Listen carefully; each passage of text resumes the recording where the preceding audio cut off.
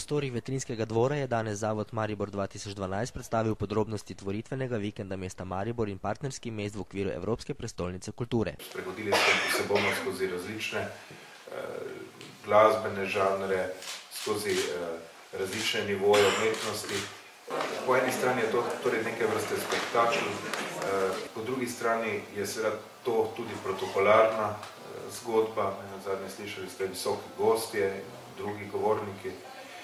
In po tretji strani je seveda to nekako tudi, verjamem, taka velika zgodba za izjemno pomemben nov prostor v Mariboru za Štukljev trg, ki je dejansko eminentno urbano prizorišče, torej, kot smo večkrat slišali, dnevna soba mesta. Da je EPK pomemben projekt, priča tudi veliko zanimanje tujih medijev. Na vse zadnje sta angleški Guardian in Lonely Planet priporočila mesto Maribor kot odlično destinacijo.